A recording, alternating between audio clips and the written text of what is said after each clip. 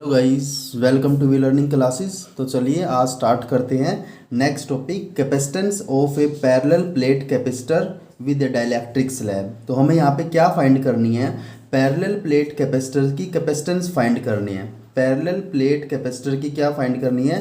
Capacitance find करनी है। कब?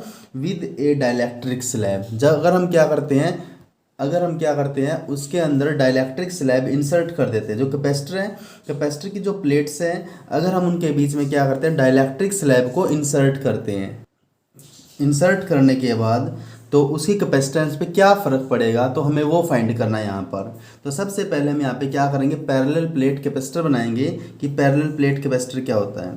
तो हमने यहाँ पे क्या बना दिया, ये क्या पैरेलल प्लेट कैपेसिटर है। तो पैरेलल प्लेट कैपेसिटर पे क्या होता है, एक एंड पे पॉजिटिव चार्ज होता है, एक पे क्या होता है नेगेटिव एंड होता है। ये क्या यहाँ पे पैरेलल प्लेट कैपेसिटर है। तो एक एंड पे पॉजिटिव होता है, एक पे नेगेटिव होता है। तो क्या हो जाएगा, इसके इस सरफेस पे तो क्या आ जाएगा पॉजिटिव चार्ज, इस सरफेस पे क्या आ जाएगा पॉजिटिव चार्ज, और इस सरफेस पे क्या आ जाएगा नेगेटिव चार्ज आ जाएगा।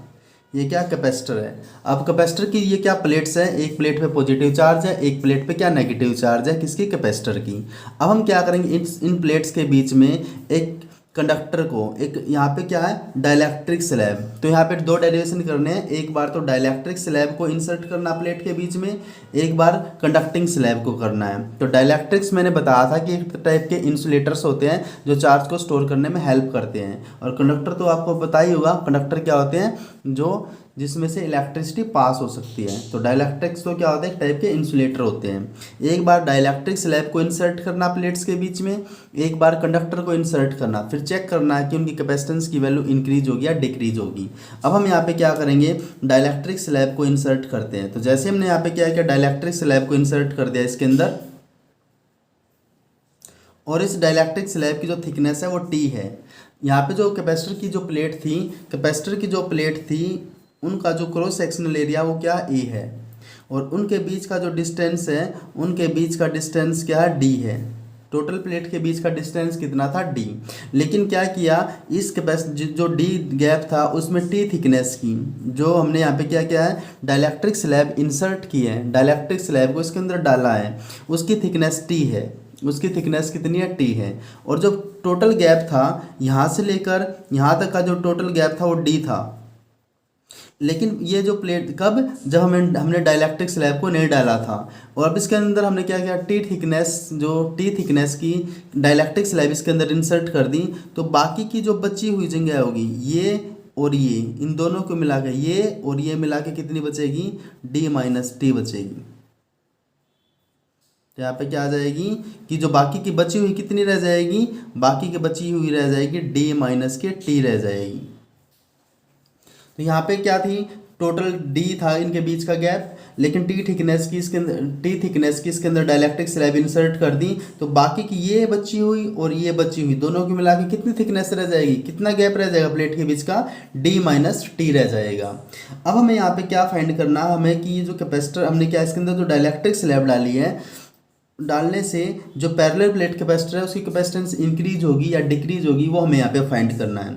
अब डाइलेक्ट्रिक स्लैब का काम क्या होता है, चार्ज को स्टोर करना होता है। अब यहाँ पे इंडक्शन की वजह से क्या होगा, यहाँ पे नेगेटिव है तो यहाँ पे पॉजिटिव इंड्यूस हो जाएंगे। तो यहाँ पे क्या आ जाएगा पॉजिटिव, और इसके इस एंड पे क्या आ जाएंगे, इसके इस एंड पे आ जाएंगे नेगेटिव चार्ज। तो इसके इस एंड पे क्या आ गया, नेगेटिव चार्ज।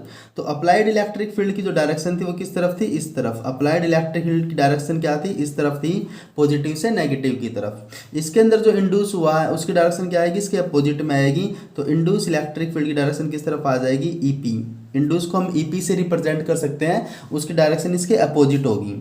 अब जो हमें यहाँ पे ई नोट क्या था, अप्लाइड एक्सटर्नल फील्ड था। ईपी क्या, जो इसके अंदर इंड्यूस हुआ है वो क्या है, इंड्यूस इलेक्ट्रिक फील्ड है। इन दोनों के डिफरेंस को हम क्या बोलते थे, reduce value of electric field. क्या हम यहाँ पे क्या निकाल लें, यहाँ पे reduce value of electric field क्या होती है कि एक्सटर्नल इलेक्ट्रिक फील्ड में से अगर हम इंड्यूस इलेक्ट्रिक फील्ड को माइनस कर दें तो वो हमारी क्या होती थी, वो हमारी reduce value of electric field होती थी।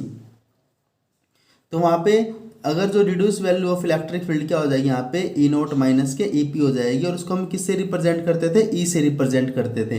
कि जो reduce value of electric field होती थी, reduce value of electric field, उसको हम ई से रिप्रेजेंट करते थे, और वो क्या होती थी, अप्लाइड इलेक्ट्रिक फील्ड माइनस के इंड्यूस इलेक्ट्रिक फील्ड। तो ई पी ई हमारे यहाँ पे क्या थी, reduce value of electric field, E यहाँ पे क्या थी, reduce value of electric field. तो ई यहाँ पे reduce value of electric field है, जो दोनों का डिफरेंस है। अब हमें यहाँ पे क्या फाइंड करना है, let us consider a parallel plate capacitor ले लिया हमने, उसकी प्लेट्स का जो एरिया है, क्रॉस सेक्शनल एरिया वो ए है, उनके बीच का गैप कितना था, डी था। अब हमने क्या किया, इसके बीच में टी थिकनेस डाल दी। हमें क्या निकालनी है, पैरेलल प्लेट कैपेसिटर की थिकनेस निकालनी है। तो पैरेलल प्लेट की थिकनेस टी है, यहाँ पर हमें यहाँ पे क्या निकालनी है, पैरेलल प्लेट कैपेसिटर की कैपेसिटेंस निकालनी है। तो टॉपिक भी यही है, कैपेसिटेंस फाइंड करनी है। तो कैपेसिटेंस का फॉर्मूला क्या होता है, तो कैपेसिटेंस का फॉर्मूला लिखेंगे यहाँ पर कि कैपेसिटेंस ऑफ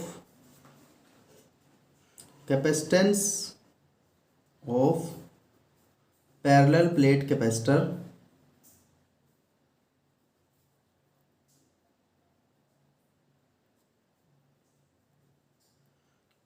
जो पैरेलल प्लेट कैपेसिटर है उसकी कैपेसिटेंस का फॉर्मूला यहाँ पे क्या होता है, क्या is equal to C V होता है, क्या is equal to C V. तो क्या सी क्या हो जाएगा, क्या बाई वी हो जाएगा। तो यहाँ पे कैपेसिटेंस का फॉर्मूला क्या हो जाएगा, क्या अपॉन में वी हो जाएगा, जो हमने लास्ट लेक्चर्स में भी किया है कि कैपेसिटेंस का फॉर्मूला क्या होता है, क्या अपॉन में वी होता है।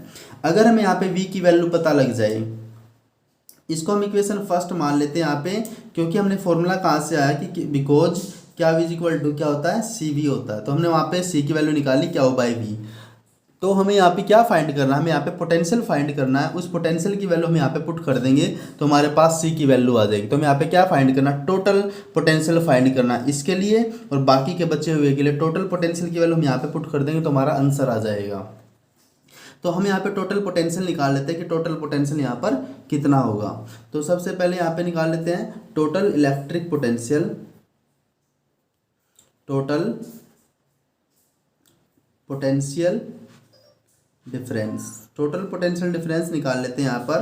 तो टोटल पोटेंशियल डिफरेंस यहाँ पे क्या आ जाए, V इज इक्वल टू, अब सबसे पहले इसकी वजह से निकाल लेते हैं। इसकी वजह से एक बार तो इसका पोटेंशियल निकालना है, डाइलेक्ट्रिक स्लैब का कितना होगा, एक बार जो बाकी का बचा हुआ पार्ट है इसका पोटेंशियल निकालना है। दोनों का पोटेंशियल ऐड कर देंगे, तो दोनों का पोटेंशियल ऐड कर देंगे तो हमारे पास क्या आ जाएगा, टोटल पोटेंशियल आ जाएगा।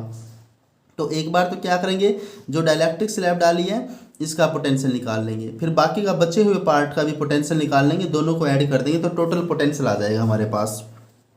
अब एक फॉर्मूला हमने क्या था, इलेक्ट्रिक फील्ड इंटेंसिटी और पोटेंशियल में रिलेशन होती है E is equal to D V by D R. तो वहां से हम पोटेंशियल का फॉर्मूला निकाल सकते हैं कि पोटेंशियल का फॉर्मूला क्या होता है, इलेक्ट्रिक फील्ड इनटू उनके बीच का गैप। तो यहाँ से हम इलेक्ट्रिक फील्ड का जो फॉर्मूला बना सकते हैं कि इलेक्ट्रिक फील्ड क्या होता है, D V by D R. तो डी वी यहाँ पे पोटेंशियल है, तो पोटेंशियल का फॉर्मूला क्या हो जाएगा, इलेक्ट्रिक फील्ड इनटू उनके बीच का जो डिस्टेंस है। यहाँ पे पोटेंशियल का फॉर्मूला क्या रहेगा, इलेक्ट्रिक फील्ड इनटू उनके बीच का डिस्टेंस रहेगा। तो हमें यहाँ पे वो वी ही फाइंड करना है। तो सबसे पहले हम किसके लिए फाइंड कर लेते हैं, इस बचे हुए पार्ट के लिए कर लेते हैं। ये वाला पार्ट बचा हुआ और ये वाला पार्ट बचा हुआ है।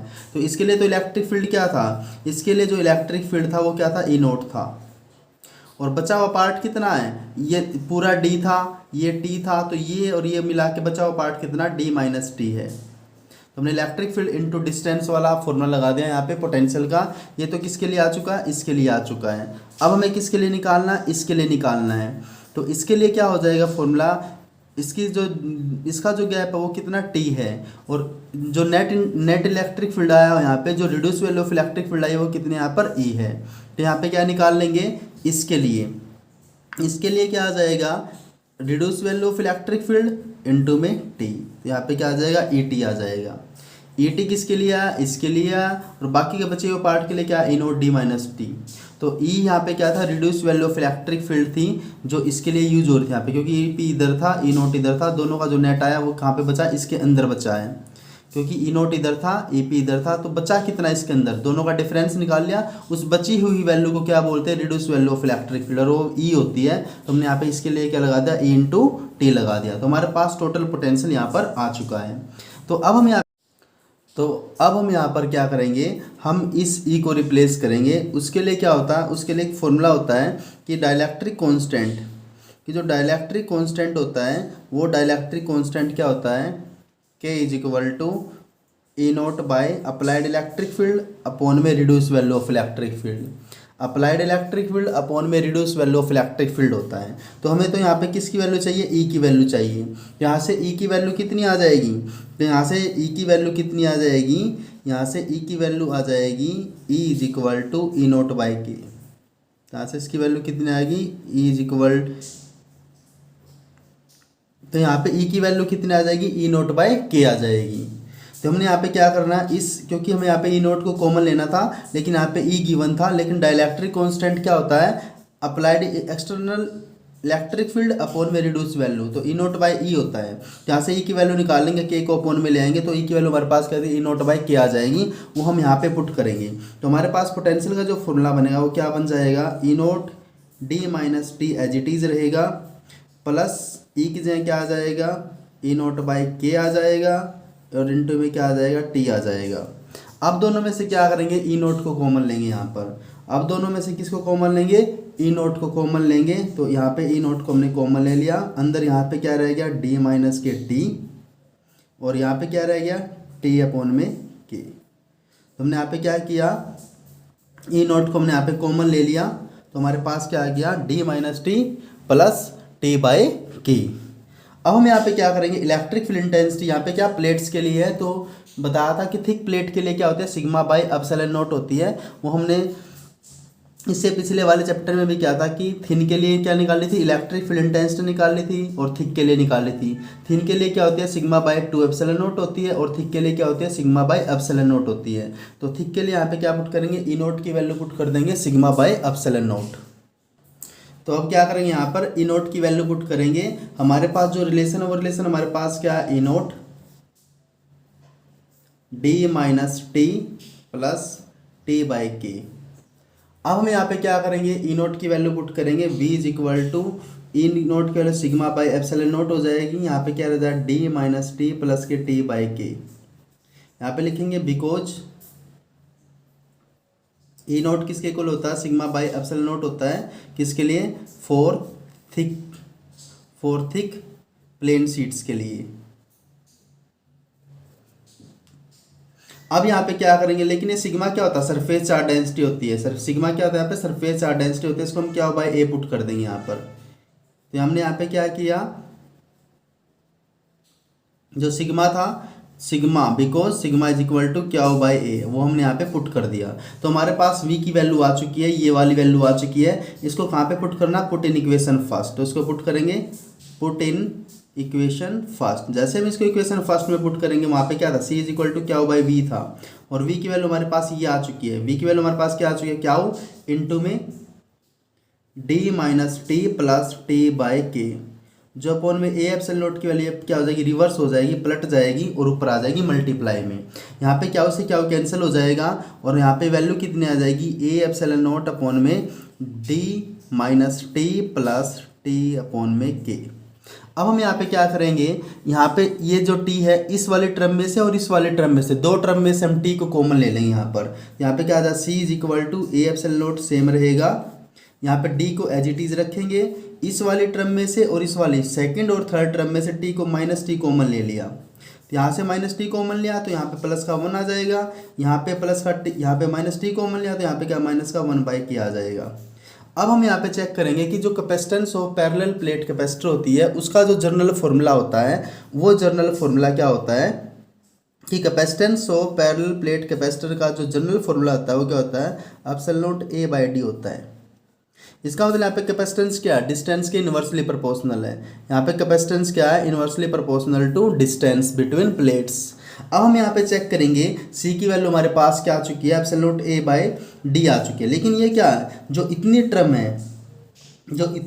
है ये वाली टर्म ये क्या हो रही है यहाँ पर डी में से माइनस हो रही है। इसका मतलब यहाँ पे क्या है, डी में इतनी जो वैल्यू है वो किस में से माइनस हो रही है, डी में से माइनस हो रही है। इसका मतलब यहाँ पे जो डिस्टेंस है प्लेट्स के बीच का क्या डिक्रीज कर रहा है। यहाँ पे ये जो टर्म है ये क्या हो रहा है, डी में से माइनस हो रही है। अगर डी में से माइनस हो रही है तो डिस्टेंस इसका मतलब क्या कर रहा है, यहाँ पे डिक्रीज कर रहा है। तो इसका मतलब क्या है, यहाँ पे जो डी है डी यहाँ पर क्या कर रहा है, डिक्रीज कर रहा है। डी यहाँ पे क्या कर रहा है, तो यहाँ पे डी क्या कर रहा है, यहाँ पे डिक्रीज कर रहा है। अगर यहाँ पे डी डिक्रीज करेगा तो कैपेसिटेंस क्या कर जाएगी, यहाँ पे इंक्रीज कर जाएगी। इसका मतलब क्या है, ये हमारे पास रिजल्ट आ चुका है। इसका मतलब क्या है, capacitance of parallel plate capacitor increases by inserting dielectric slab between the plates. इसका मतलब कैपेसिटेंस क्या करती है, यहाँ पे इंक्रीज करती है। तो इसका मतलब क्या है, कैपेसिटेंस ऑफ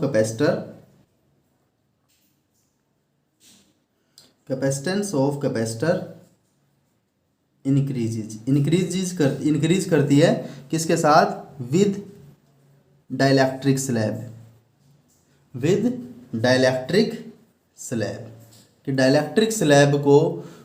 कि डाइलेक्ट्रिक स्लैब को इंसर्ट करने के बाद उसकी कैपेसिटेंस क्या कर जाती है, कैपेसिटर की कैपेसिटेंस क्या कर जाती है, इंक्रीज कर जाती है। ये था कंप्लीट डेरिवेशन। तो मिलते हैं स्टूडेंट्स नेक्स्ट वीडियो में, तब तक बने रहिए with we learning classes. Thank you.